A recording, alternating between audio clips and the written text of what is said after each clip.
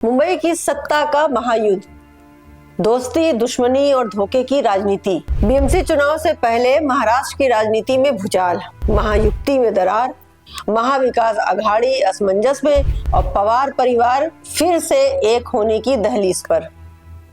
कभी मुंबई की सड़कों पर सपने पलते हैं और कभी इन्हीं सड़कों पर सत्ता की कब्रें अमल फरमाती नजर आती हैं।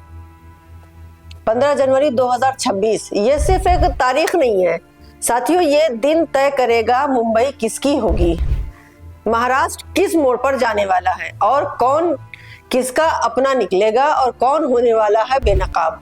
नमस्कार, मैं नाहिद और आप देख रहे हैं एक संदेश। अगर आप हमारे चैनल पर नए हैं तो प्लीज इसे सब्सक्राइब जरूर करें और इस वीडियो को आखिर तक देखें।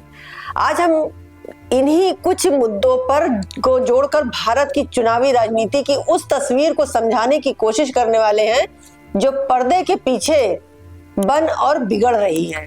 चलिए आगे बढ़ते हैं और चर्चा करते हैं महायुक्ति की मुस्कान के पीछे नजर आ रही दरार। अब कागजों पर सब साथ है, बीजेपी, शिवसेना, शिंदे और अजीत पवार की एनसीपी। लेकिन राजनीति में सबसे खतरनाक चीज होती है खामोशी। खामोशी चाहे जिंदगी की हो या राजनीति की, हर इंसान को काटती ही काटती है। बीजेपी और शिंदे गुट की बैठक चल रही है, कुर्सियां भरी हैं, लेकिन एक कुर्सी बिल्कुल खाली है। अजीत पवार नजर ही नहीं आते हैं, ना कहीं बुलावा ना कहीं इंतजार। अजीत पवार की जानिब से नजर डाले तो सूत्रों के अनुसार उनकी तरफ से कहा गया कि सरकार में मैं डिप्टी सीएम हूं, पर चुनाव में अब बोझ बन गया हूं। बीजेपी की रणनीति दोस्ती सरकार में और जंग मैदान में बीजेपी का फार्मूला बिल्कुल साफ है, सरकार साथ चलाओ लेकिन चुनाव अलग लड़ो।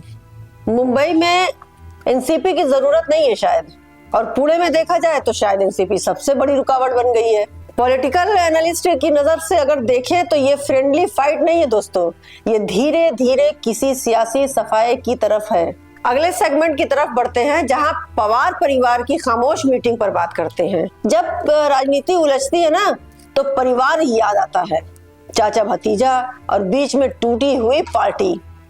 शरद पवार कहते हैं कि अजीत पवार गलत हो सकते हैं लेकिन वो हमारे अपने हैं। अजीत पवार भी जवाब में कहते नजर आते हैं कि बीजेपी मुझे इस्तेमाल कर रही है और मेरा घर अब मुझे बुला रहा है। जब इंसान के पास कुछ नहीं बचता है ना, तब उसे अपने और अपने रिश्तेदार और अपनी सारी चीजें याद आती हैं। जब आपके पास कुर्सी, पद, सारी चीजें रहती तब परिवार नहीं याद आता है, तब वो कुर्सी देने वाला और कुर्सी याद आती है। इसी बीच कांग्रेस की सीनियर लीडर सुप्रिया सुले का बदला हुआ सुर, रोहित पवार की बढ़ती नजदीकी, ये सब कोई इत्तेफाक तो नहीं हो सकता ना साथियों। ये एक संकेत की तरह देखा जा रहा है महकमे में खासकर। अब उद्धव ठाकरे समझ चुके हैं कि अगर परिवार एक हुआ तो महाविकास अघाड़ी टूट सकती है, या तो हम साथ या फिर बिल्कुल नहीं।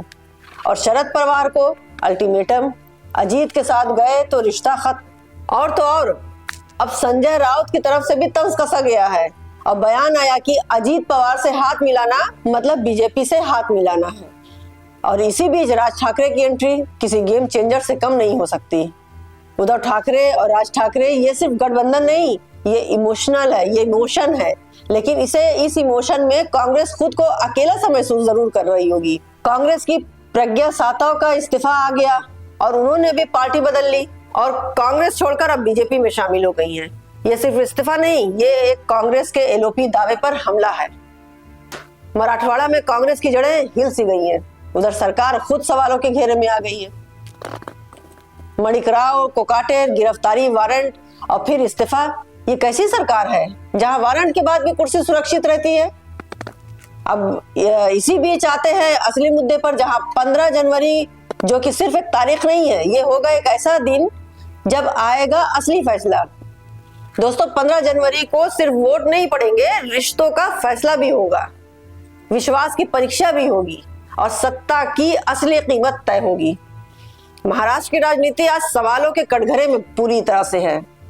क्या महायुक्ति टिकेगी, क्या महाविकास बिखरेगा, या क्या पवार परिवार फिर से एक होगा? सबका जवाब मिलेगा 15 जनवरी के बाद। क्योंकि मुंबई सिर्फ शहर नहीं है, ये सत्ता का सिंहासन है। ये चुनाव नहीं, इतिहास लिखने की रात होने वाली है साथियों। अंत तक बने रहने के लिए बहुत बहुत शुक्रिया साथियों। मैं नाहिद और आप देख रहे हैं एक संदेश।